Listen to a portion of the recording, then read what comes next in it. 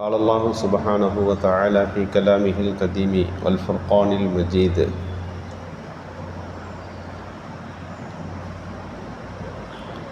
لن تنالوا البر حتى تنفقوا مما تحبون صدق الله مولانا العلي. மேலான அல்லாஹுவின் நல்லடியார்களே, அல்லாஹு சுப்ஹானஹு வ தஆலா அருள்மறையாம் திருக்குரானிலே பல்வேறு வசனங்களிலே தான தர்மங்களை பற்றி, பிறருக்கு உதவுவதை பற்றி, பிறருடைய நலனை நாடுவதை பற்றியெல்லாம் வசனங்களை தொடர்ந்து பேசுகிறார். என்ன காரணம் என்று சொன்னால், சமூகத்தில் ஏற்றத்தாழ்வற்ற பொருளாதார சமநிலை ஏற்பட வேண்டும் என்று சொன்னால், இருப்பவர்கள் தங்களுடைய பணம் காசுகளை தர்மமாக தருகிற போதுதான் மற்றவர்களுடைய பொருளாதார தேவைகள் என்பது நிறைவுபடும். எனவே இஸ்லாம் தர்மங்களை ஊக்குவிக்கிறது. நீங்கள் ஒன்று கொடுத்தால் அந்த ஒன்றுக்கு பகரமாக அல்லாஹ் 70 தருவான் என்று திருக்குரானுடைய வசனங்கள். ஒரு வித்தைத்தான் நீங்கள் பூமியிலே ஊண்டுகிறீர்கள், ஆனால் அது 7 கதிர்களாக, ஒவ்வொரு கதிர்களிலே 100 தானியங்களை கொண்டதாக, ஒன்றுக்கு அது 700ஆக மாறுகிறது அல்லவா? அதுபோல நீங்கள் தருகிற அந்த தர்மங்களில் அல்லாஹு தஆலா அபரிதமான நன்மைகளை உங்களுக்கு தருவான் என்று திருக்குரானிலே பல்வேறு வசனங்களில் அல்லாஹ் சொல்லுகின்றான். லைசல் பிர்ரு அன் துவல்லு உஜூஹக்கும் கிப்ரல் மஷ்ரிகி வல் மக்ரிப். கிழக்கையோ மேற்கையோ நீங்கள் அமர்ந்து இருப்பது மட்டும்தான் நன்மை என்று நினைக்காதீர்கள். இன்னம சதகாத்துல் ஃபுகரா, அல்லாஹ் அந்த வசனத்தில் சொல்லுகின்றான். லைசல் பிர்ரு அன் துவல்லு உஜூஹக்கும் கிப்ரல் மஷ்ரிகி வல் மக்ரிப் வலாக்கின்னல் பிர்ரு என்றால் என்ன, நன்மை என்றால் என்ன? அல்லாஹ் அதில் சொல்லுகின்றான், நீங்கள் ஏழைகளை, யதீம்களை, மிஸ்கீன்களை ஆதரிப்பது, இல்லாதவர்களுக்கு தருவது என்றெல்லாம் தர்மங்களுடைய வசனங்களை அல்லாஹ் சொல்லிவிட்டு அல்லாஹ் இதை உங்களிடத்திலிருந்து விரும்புகிறான் என்று குறிப்பிடுகிறது. அப்போது வணக்க வழிபாடுகளில் உடல் சார்ந்த வணக்கம் இருப்பதைப் போல பொருள் சார்ந்த வணக்கங்களுக்கு இஸ்லாம் கூடுதல் முக்கியத்துவம் தருவதை திருக்குர்ஆனுடைய வசனங்களிலே நாம் பார்க்கிறோம். அதில் தன்னை ஆயிஷா ரலியல்லாஹு அவங்க பேசிக்கிட்டு இருக்கும்போது வீட்டில் ஒரு அம்மா 2 பிள்ளைகளோடு வருகிறது. ஆயிஷா ரலியல்லாஹு சொல்லுகிறார்கள், என்னிடம் இருந்தது ஒரே ஒரு பேரிச்சம்பழம், வந்திருப்பதோ 3 பேர். நான் அந்த ஒரு பழத்தை தர்மமாக கொடுத்தேன். அந்த 3 பேருமே பசியாகத்தான் இருந்தார்கள், பசியோடு தான் இருந்தார்கள். அந்த தாய் அந்த பேரித்தம்பழத்தை சாப்பிடுவார் என்றெல்லாம் நான் யோசித்த போது அந்த பிள்ளை 2ஆக பிரித்து 2 குழந்தைகளுக்கு கொடுத்து விட்டு தான் பசியாக நடந்து போனதை பார்த்தேன் என்று நபிகள் ஸல்லல்லாஹு அலைஹி வஸல்லம் இடத்தில் சொன்னபோது அன்னை ஆயிஷா ரலியல்லாஹு அவர்களை பார்த்து ரசூலுல்லாஹ் சொன்னார்கள், பிஷிக்கி தமரா, ஒரு பேரித்தம்பழத்தின் பாதியை கொண்டாவது நீ நரகத்திலிருந்து உன்னை காத்துக்கொள் என்று ஸல்லல்லாஹு அலைஹி வஸல்லம் சொன்னார்கள். அப்போ நரகத்திலிருந்து தடுக்கின்ற மிக முக்கியமான ஒரு பொருளாக இந்த தர்மம் இருக்கிறது. ஏன் இதையெல்லாம் இஸ்லாம் இவ்வளவு தர்மத்தை ஊக்குவிக்கிறது, அதை ஆர்வப்படுத்துகிறது என்று சொன்னால், சமூகத்தில் இந்த மக்கள் உதவப்பட வேண்டும், பொருளாதாரத்தில் அவர்களுக்கு சமநிலை தரப்பட வேண்டும். வறுமை மிகைக்கிற போது காதல் ஃபக்கூர் எகாது குஃப்ரா, அது இறை நிராகரிப்புக்கே கொண்டு போய் கூட விட்டுவிடும். வறுமை அதிகரிக்கின்ற போது ஒரு மனிதனுடைய சிந்தனை சீரிய அமைப்பில் இருக்காது. வயிற்றுக்கே பிரச்சனை என்கின்ற போது அந்த மனிதனிடத்தில் நீங்கள் என்ன பெரிய அளவிற்கு நற்குணத்தையோ இன்ன பிற விஷயங்களை எதிர்பார்க்க முடியும்? ஏப்பா திருடிட்ட, வயிற்றுக்குள்ள திருடிட்டேன் என்று சொல்வதை நாம் கேட்கிறோம். ஏன்பா பொய் சொன்ன, இந்த பொருளாதார பிரச்சனைக்காக வேண்டி இப்படி நடந்தது, ஏன் பொய் சாட்சி சொன்னாய், பல்வேறு குற்ற பின்னணிகளுக்கு பின்னணியில் வறுமை இருப்பதை பார்க்கிறோம். நபிகள் ஸல்லல்லாஹு அலைஹி வஸல்லம் ஆக பெரிய தவறை சொன்னார்கள். வறுமை சில நேரங்களில் இறைவனை நிராகரிப்பின் பக்கம் கூட கொண்டு போய் சேர்த்து விடும் என்று ஸல்லல்லாஹு அலைஹி வஸல்லம் எச்சரித்தார். எனவே தான் இஸ்லாம் அந்த வறுமையை ஒழிப்பதற்கு பாடுபட்டது. வறுமையை எப்படியெல்லாம் இந்த பூமியிலிருந்து போக்கலாம் என்று சொன்னபோது பைத்துல் மால் என்கின்ற ஒன்றை கொண்டு வந்தது. பொதுவாக எல்லாருக்கும் அல்லாஹ்வுடைய சொத்து என்று இருக்குமானால் அதிலிருந்து மக்களுக்கு எப்போதும் தந்து கொண்டிருக்கலாம். தனிநபர்கள் தர்மம் ஒன்று இருக்கிறது. பைத்துல் மால் என்ற ஒன்றை ஏற்படுத்தி அதன் மூலமாக பொருளாதார நிவர்த்திக்கு இஸ்லாம் பாடுபட்டது. அல்லாஹ்வுடைய சொத்துன்னு கொஞ்சம் இருக்க வேண்டும் என்று விரும்பியது. எனவே தான் வக்ஃபுகள் உருவானது. நபிகள் ஸல்லல்லாஹு அலைஹி வஸல்லமுடைய சொத்து, நபிகள் பெருமானார் ஸல்லல்லாஹு அலைஹி வஸல்லம் வஃபாத் ஆயிட்டாங்க. கைபரில் கொஞ்சம் சொத்து இருந்துச்சு.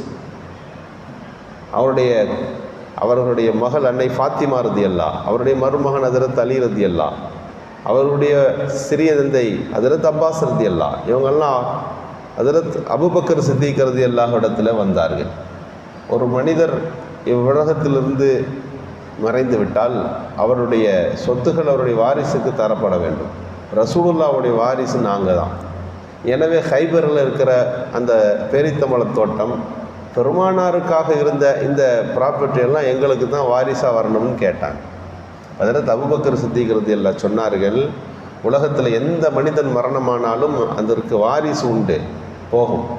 வாரிசு அவர்களுக்கு சொத்து போகும். நபிகள் நாயகம் ஸல்லல்லாஹு அலைஹி வஸல்லம் அவர்களுக்கு, ஒரு நபிக்கு பிறகு அந்த உம்மத்தே வாரிசு, அந்த சமுதாயமே அவர்களுடைய வாரிசு தான். எனவே உங்களுக்கு அந்த வாரிசு சொத்து என்று தர முடியாது என்று குறிப்பிட்டார்கள். நபிகள் ஸல்லல்லாஹு அலைஹி வஸல்லமுடைய சொத்து பங்கு பிரிக்கப்படவில்லை, அது பைத்துல் மாலிலே சேர்க்கப்பட்டது என்பதை நாம் பார்க்கிற போது நபிகள் ஸல்லல்லாஹு அலைஹி வஸல்லம் இந்த உலகத்திற்கே, இந்த உம்மத்திற்கு நபி என்று சொன்னால் அந்த உம்மத்தினுடைய ஒட்டுமொத்த சிந்தனையும் பெருமானாருக்கு இருக்கும். பெருமானார் காலத்துக்கு பிறகு இந்த உம்மத்தினுடைய ஒட்டுமொத்த மக்களுக்கும் பெருமானாருடைய சொத்து என்பது அது வாரிசுகளாக, வராசத்தாக ஆகிவிடுகிறது என்றால் நாம் யோசிக்க வேண்டும், எந்த அளவிற்கு இஸ்லாம் இந்த சமூகத்தினுடைய பொருளாதார மேம்பாட்டிற்காக வேண்டி சிந்தனையை கொண்டிருக்கிறது என்று யோசிக்கிறோம். ஒரு மன்னர் சொன்னார் தன் மனைவியை பார்த்து, ஒரு பிரச்சனை வந்து விட்டது, என் ஆட்சி பரப்பில் நீ எந்த இடத்திலும் நாளை இருக்கக்கூடாது, காலை விடுகிற போது என் ஆட்சி பரப்பில் எந்த பகுதியிலும் இருக்கக்கூடாதுன்னு சொல்லிட்டார். பிரச்சனை முற்றி போன போது அந்த அம்மா போய் என்ன செய்யறதுன்னு தெரியல. எவ்வளோ தூரம் ஓடனாலும் ஆட்சி பெரிய அளவுக்கு இருக்கிறது, எங்கே போய் நாம் நிற்பது? அப்படி நீ என் பரப்பை விட்டு தாண்டாவிட்டால் நீ தலாக் ஆயிடுவேன்னு ஒரு கொடுத்துட்டார். அப்போது அங்கே இருந்த இமாம் சொன்னார், ஒரு பெரிய பிரச்சனை இல்லை, உங்களுடைய பகுதியில் இருக்கிற ஒரு பள்ளிவாசலில் போய் உட்காந்துருக்கேன். பள்ளிவாசலில் உட்காந்துட்டிங்கன்னா அவருடைய ஆட்சிக்கு கீழே நீங்கள் வரமாட்டீங்க. அவருடைய ஆட்சிக்கு கீழே உள்ள ஒரு பள்ளிவாசல்கள் இருக்கலாம், ஆனால் பள்ளிவாசல் என்பது வக்ஃபு, அது அல்லாஹ்வுடைய பூமி, அது அந்த மன்னருக்கான பூமி கிடையாது. எவ்வளோ பெரிய இடத்தை ஆண்டாலும் அது அல்லாஹ்வுடைய சொத்து என்று அவர் பதில் சொன்னார். வக்ஃபு என்பது அப்படிப்பட்டது. அல்லாஹ்விற்காக வேண்டி ஒரு பூமி, ஒரு நிலம், ஒரு சொத்து, அதில் வருகிற வருமானம் யாருக்குரியது? ஒட்டுமொத்த முஸ்லீம்களுக்கும் உரியது. இதுதான் வக்ஃபுனுடைய திட்டம். தனி நபருக்கான சொத்துகளாக இருப்பதை விட அல்லாஹுக்குள் ஒரு பெரிய ப்ராப்பர்ட்டி இருக்கிறது என்று சொன்னால் அதில் இருக்கிற வருமானங்கள் அல்லாஹ் நாடிய விதத்தில், அந்த கொடுத்தவர் நாடிய விதத்தில் அந்த தர்மங்களாக அல்லாஹ்விற்காக போய் கொண்டிருக்க வேண்டும் என்கின்ற தூர நோக்கத்தோடு கொண்டு வரப்பட்டவை தான் இந்த வக்ஃபு சொத்துகள். நபிகள் பெருமானாருக்கு இந்த வசனம் இறங்குகிறது, லன் தனாலுல் பிர்ர ஹத்தா துன்ஃபிகு மிம்மா துஹிப்பூன், நீங்கள் பிரியப்படுவதை தர்மம் செய்யாதவரை,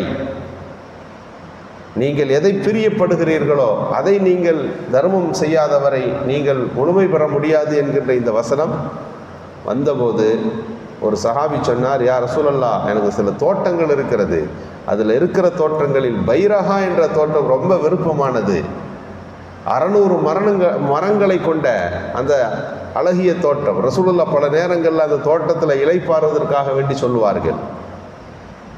அந்த வசனம் இறங்கிய உடனே பள்ளிவாசலில் உட்கார்ந்துருக்கார். இந்த வசனம் இறங்குகிறது. நபிகள் ஸல்லல்லாஹு அலைஹி வஸல்லம் இந்த வசனத்தை ஓதி காட்டுகிறார்கள், லன் தனாலுல் பிர்ர, நன்மையை நீங்கள் அடைந்து கொள்ள முடியாது, ஹத்தா துன்ஃபிகு மிம்மா துஹிப்பூன், நீங்கள் ரொம்ப நேசிக்கிறீங்களோ அந்த பொருளை அல்லாஹ்வுக்காண்டி கொடுத்துடணும், அல்லாஹ்வுக்காண்டி வக்ஃபு செஞ்சிடணும். அப்படி செய்யாதவரை நீங்கள் நன்மையை பெற்றுக்கொள்ள முடியாதுன்னு வசனம் வருது. யோசித்து பாருங்கள். அந்த சஹாபி சொன்னார்கள், 200 மரங்களை கொண்ட பைரஹா எனக்கு ரொம்ப பிரியம், அதை நீங்கள் அல்லாஹ்வுக்காக வேண்டி வக்ஃபா ஏற்றுக்கொள்ளுங்கள் என்று கொடுத்தார்கள். நபி ஸல்லல்லாஹு அலைஹி வஸல்லம் அவர்கள்ட்ட கொடுத்து விட்டுட்டு போகிறார். அந்த பைரஹா தோட்டத்துக்கு நடுவில் ஒரு வீடு இருக்கிறது. தன் மனைவியை பார்த்து சொல்லுகிறார், இந்த தோட்டத்தையும் இந்த தோட்டத்தின் பகுதிகளையும் அல்லாஹ்வுக்கான நான் வக்ஃபு செஞ்சுட்டேன், நீங்கள் வெளியே வந்துருங்க என்று மனைவியை கூப்பிடுகிறார். பள்ளியாசல் தொழுதானே போனீங்க, போயிட்டு வரும்போது எதையாவது வாங்கிட்டு வந்திருப்பீங்க, ஜாமானை வாங்கிட்டு வருவீங்க, இருக்கிறத விற்று போட்டு வந்து விட்டேன் என்று சொல்லுகிறீர்களே என்றெல்லாம் அந்த பெண் கேட்கவில்லை. சொன்னார், ரபிஹத தல்ஹா அவர்களே, நீங்கள் சிறந்த லாபத்தை அடைந்து விட்டீர்கள், உயர்ந்த பேற்றை நீங்கள் பெற்றுவிட்டீர்கள்.